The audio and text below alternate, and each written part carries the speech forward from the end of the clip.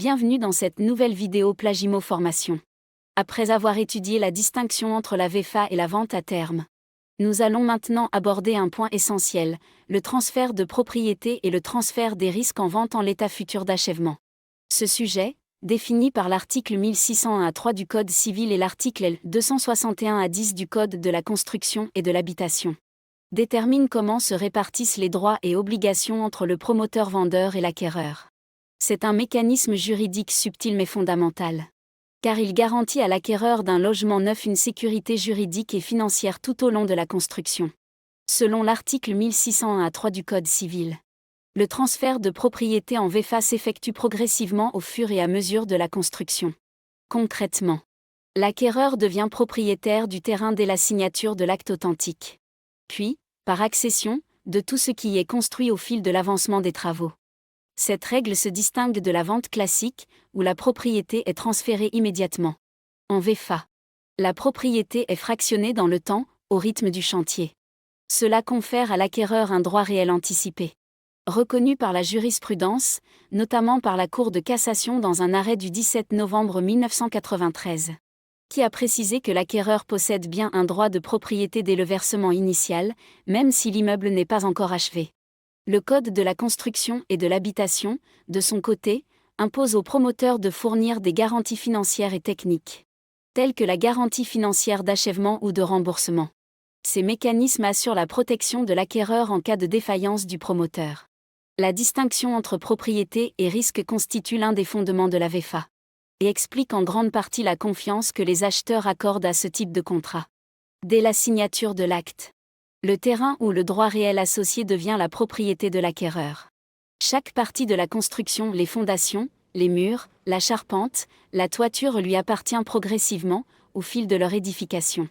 Cependant, ce droit reste purement théorique jusqu'à la réception, car l'acquéreur ne peut pas intervenir dans la gestion du chantier. Cette propriété progressive présente plusieurs avantages. Elle permet un financement sécurisé du projet, car les appels de fonds sont directement liés à l'avancement des travaux.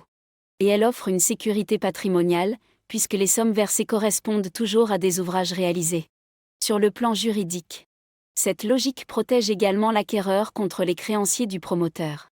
En effet, dès qu'une partie de la construction devient sa propriété, elle échappe aux gages des créanciers du vendeur, comme l'a confirmé la Cour de cassation le 10 février 1999. Contrairement au transfert de propriété, le transfert des risques ne se fait pas progressivement, mais au moment de la réception des travaux. Jusqu'à cette date, le vendeur reste responsable de tous les risques de perte, de vol, d'incendie ou d'effondrement. Ce même article précise clairement que le vendeur supporte les risques jusqu'à la livraison. Cela signifie que, même si l'acquéreur a payé 95% du prix, un sinistre survenant avant la réception reste à la charge du promoteur. Cette règle protectrice a été confirmée à plusieurs reprises par la jurisprudence, notamment par la Cour de cassation le 22 novembre 1989, qui a jugé que la propriété progressive ne transfère pas les risques avant la réception. Le 11 octobre 2000, la même chambre a confirmé que le vendeur reste responsable des détériorations jusqu'à la remise des clés. Et le 25 mars 2015, la Cour a rappelé que toute clause imposant des charges à l'acquéreur avant la livraison est réputée non écrite.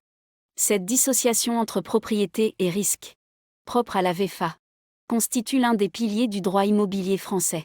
Pour mieux comprendre ce mécanisme, imaginons quelques situations concrètes. Un couple achète en VFA un appartement à 300 000 €. Il verse 35% lors des fondations, 70% au hors d'eau et 95% à l'achèvement. Si un incendie détruit l'immeuble avant la réception, les acheteurs ne perdent rien. C'est le promoteur qui en assume les frais via son assurance dommage-ouvrage. Dans un autre cas, un programme collectif de 20 logements est touché par un glissement de terrain. Les acquéreurs ne subissent aucune perte, le risque reste à la charge du vendeur et de son assureur. Enfin, lorsqu'un acquéreur revend son contrat de VFA avant la réception, le nouvel acheteur hérite de la même protection. Tant que la réception n'est pas prononcée, les risques demeurent intégralement à la charge du promoteur. Ces exemples illustrent la logique de protection absolue prévue par la VFA. On devient propriétaire progressivement, mais on ne supporte aucun risque avant la remise des clés. Ce système implique une répartition claire des rôles entre les différents acteurs du contrat. L'acquéreur bénéficie d'une sécurité maximale, Il devient propriétaire au rythme de la construction sans supporter les risques. Le promoteur assume une charge importante. Il supporte les risques matériels, doit souscrire une assurance dommage-ouvrage et garantir l'achèvement des travaux. Le notaire veille à la conformité juridique du contrat. Contrôle les appels de fonds et garantit l'équilibre entre les parties. Les banques, quant à elles, disposent d'un cadre de financement sécurisé. Le crédit est débloqué par tranches, en fonction de l'avancement du chantier. Selon la Fédération des promoteurs immobiliers, plus de 110 000 ventes en VFA ont été conclues en 2023, représentant près de 60% des logements neufs commercialisés. Cette proportion montre l'importance du dispositif dans l'économie immobilière française. Pour garantir cette sécurité, la loi impose plusieurs garanties obligatoires.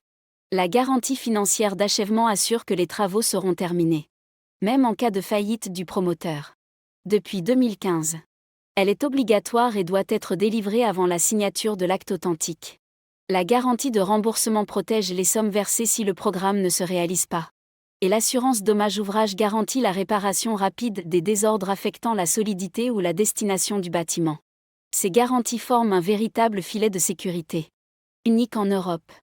La France est aujourd'hui l'un des seuls pays où la protection de l'acquéreur est aussi complète. Grâce à la combinaison de ces dispositifs. Sur le plan fiscal, la VFA offre un cadre particulièrement avantageux. Le prix de vente inclut la taxe sur la valeur ajoutée, au taux de 20% pour le neuf. Cependant, dans certaines zones de rénovation urbaine ou d'aménagement relevant de l'Agence nationale pour la rénovation urbaine, ANRU, la taxe sur la valeur ajoutée peut être réduite à 5,5%. Cette mesure vise à encourager l'accession à la propriété dans les quartiers prioritaires. En matière de droits d'enregistrement, l'acquéreur paie environ 2 à 3% du prix, contre 7 à 8% dans l'ancien. C'est une différence significative, qui renforce l'attractivité du neuf. Enfin, les intérêts d'emprunt contractés pour financer une VFA peuvent, dans certains cas, être déductibles des revenus fonciers si le logement est destiné à la location. Cette combinaison de facteurs contribue à la solidité du marché du neuf, même dans un contexte de taux élevés.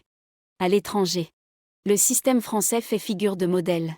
En Espagne ou en Italie, la propriété ne se transfère qu'à la livraison, ce qui expose davantage l'acquéreur au risque d'inachèvement.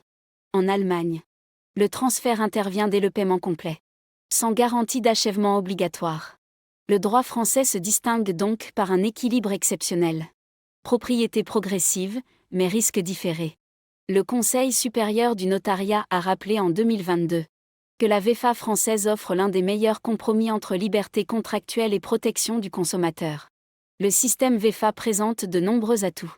Il offre une protection juridique renforcée pour l'acquéreur, un financement progressif sécurisé et une fiscalité avantageuse. Mais il comporte aussi des limites. Le coût élevé des garanties pour les promoteurs, des formalités administratives parfois complexes et un allongement des délais de mise en œuvre. Dans un contexte de hausse des taux d'intérêt et de raréfaction du crédit, ce mécanisme reste pourtant essentiel pour maintenir la confiance dans le marché immobilier neuf. Les pouvoirs publics envisagent d'ailleurs d'étendre la garantie financière d'achèvement à certaines opérations mixtes, combinant rénovation et construction neuve.